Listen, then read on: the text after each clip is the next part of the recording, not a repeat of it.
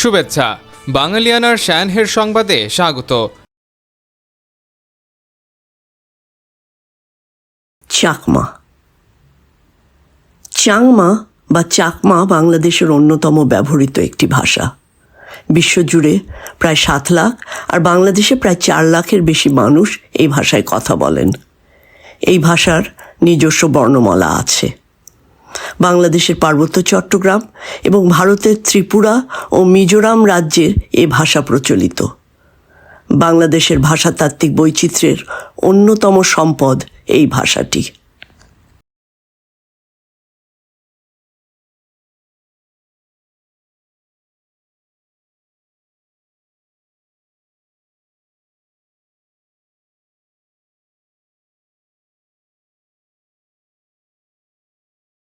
শুরুতেই শুনে নিচ্ছি সংবাদ শিরোনাম।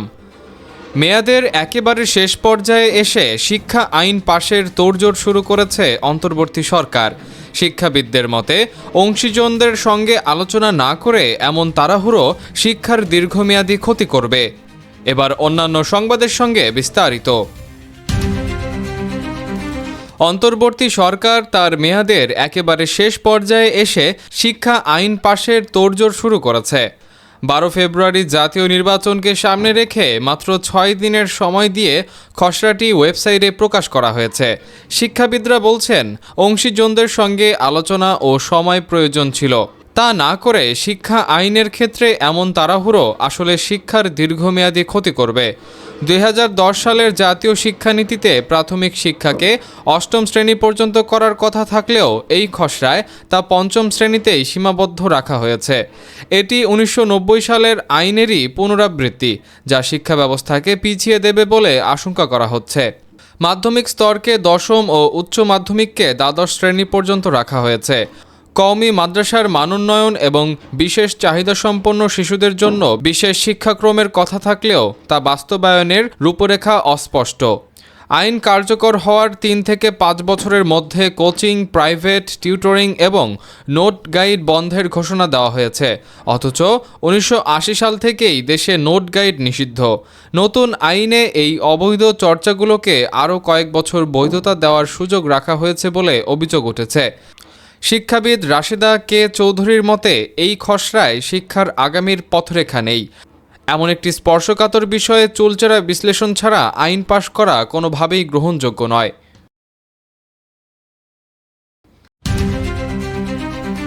অন্তর্বর্তী সরকারের মেয়াদ শেষ হওয়ার আগেই আগাম সতর্কতামূলক ব্যবস্থা হিসেবে নিজেদের কূটনৈতিক লাল পাসপোর্ট জমা দিচ্ছেন এক ঝাঁক শীর্ষ নীতি নির্ধারক। অর্থ, স্বরাষ্ট্র, তথ্য ও জ্বালানি সহ গুরুত্বপূর্ণ 6 মন্ত্রণালয়ের উপদেষ্টা এবং কয়েকজন উচ্চপদস্থ কর্মকর্তা ইতোমধ্যে বিশেষ পাসপোর্ট সমর্পণ করে সাধারণ পাসপোর্টের আবেদন জানিয়েছেন। সূত্র মতে 12 ফেব্রুয়ারির পর ক্ষমতা হস্তান্তরের পরবর্তী সময়ে বিদেশ ভ্রমণে আইনি জটিলতা ও অনাপত্তি সনদ এনওসি সংক্রান্ত ঝামেলার আশঙ্কা রয়েছে। তাই সালাউদ্দিন আহমেদ, জাহাঙ্গীর আলম চৌধুরী ও সৈয়দা রিজওয়ানা হাসনাত সহ 6 উপদেষ্টা আগেই সাধারণ পাসপোর্ট নিশ্চিত করে রাখছেন। নিয়ম অনুযায়ী পদত্যাগের পর লাল পাসপোর্ট হস্তান্তর বাধ্যতামূলক হলেও দায়িত্ব থাকাকালীন আবেদন করলে প্রক্রিয়াটি দ্রুত সম্পন্ন হয়। তবে পররাষ্ট্র উপদেষ্টা তৌহিদ হোসেন নিজের পাসপোর্ট জমা দেওয়ার খবর নাকচ করেছেন।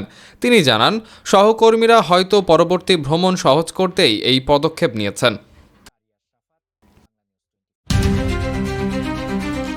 বিদ্যুতের দাম ও কয়লার মূল্যসূচক নিয়ে বিরোধের জেরে বাংলাদেশ বিদ্যুৎ উন্নয়ন বোর্ডের পিডিবির বিরুদ্ধে সিঙ্গাপুরের আন্তর্জাতিক সালিসি আদালতে গিয়েছে ভারতীয় প্রতিষ্ঠান আদানি পাওয়ার।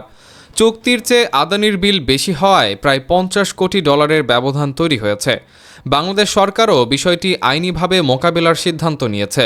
এজন্য কারিগরি বিশেষজ্ঞ রেজওয়ান খান ও আইনি বিশেষজ্ঞ ব্যারিস্টার এহসান সিদ্দিককে নিয়ে একটি প্যানেল গঠন করা হয়েছে।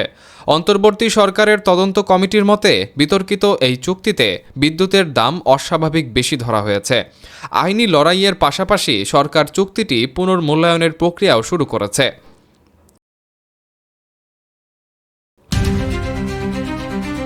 3 ফেব্রুয়ারি মঙ্গলবার দিবাগত রাতে দেশজুড়ে পালিত হবে শবে বরাত।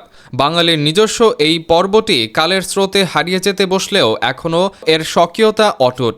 বাংলার অন্যতম এই উৎসব নিয়ে বাঙালিয়ানার বিশেষ প্রতিবেদন দেখতে ক্লিক করুন আই বাটনে। র্যাপিড অ্যাকশন ব্যাটালিয়ন র্যাব নাম বদলে স্পেশাল ইন্টারভেনশন ফোর্স SIF রাখার প্রস্তাব অনুমোদন করেছে সরকার।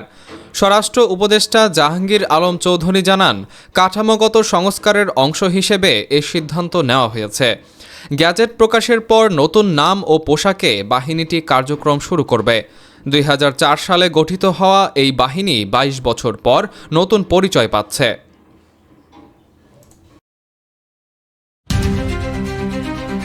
মার্কিন প্রেসিডেন্ট ডোনাল্ড ট্রাম্প ও ভারতের প্রধানমন্ত্রী নরেন্দ্র মোদি একটি যুগান্তকারী বাণিজ্য চুক্তিতে সম্মত হয়েছেন।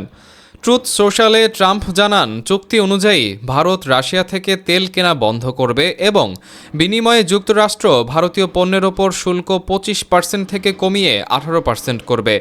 এছাড়া মোদি $500 বিলিয়ন মার্কিন পণ্য কেনার প্রতিশ্রুতি দিয়েছেন।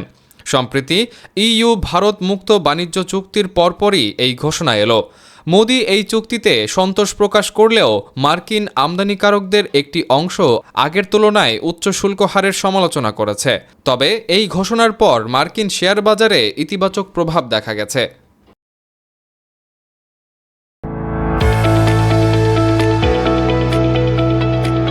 এবার শুনে নিচ্ছি বাঙালিয়ানা বাণিজ্য সংবাদ।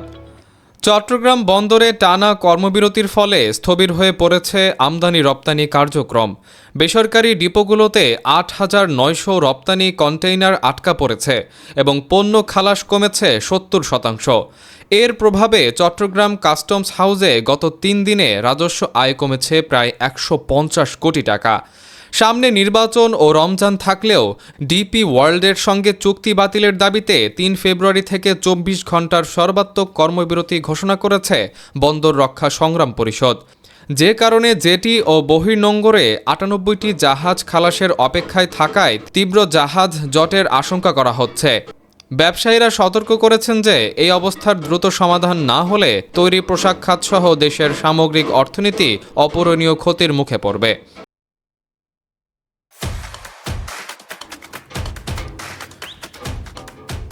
এবার শুনে নিচ্ছি বাঙালিয়ানা ক্রীড়া সংবাদ।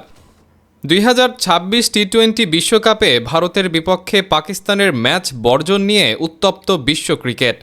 বাংলাদেশ অংশ নিতে না পারার প্রতিবাদে পাকিস্তান সরকার এই সিদ্ধান্ত নিয়েছে। সাবেক অধিনায়ক রশিদ লতিফ আইসিসিকে আক্রমণ করে বলেন, সাহস থাকলে পিসিবি নয়, সরাসরি পাকিস্তান সরকারকে চিঠি লিখুন। তিনি স্পষ্ট জানান, বাংলাদেশকে বিশ্বকাপে ফিরিয়ে আনলেই কেবল পাকিস্তান ভারতের বিপক্ষে খেলবে। অন্যথায় পাকিস্তানকে নিষিদ্ধ করলে বাংলাদেশ ও পাকিস্তান মিলে আলাদা টুর্নামেন্ট আয়োজন করবে। এই অচলাবস্থার কারণে ব্রডকাস্টারদের প্রায় 6,150 কোটি টাকার ক্ষতি আশঙ্কা করা হচ্ছে। আইসিসি বর্তমানে জরুরি বৈঠকে বসেছে। বাঙালিয়ানা সায়ানহের সংবাদ শেষ হলো। ধন্যবাদ।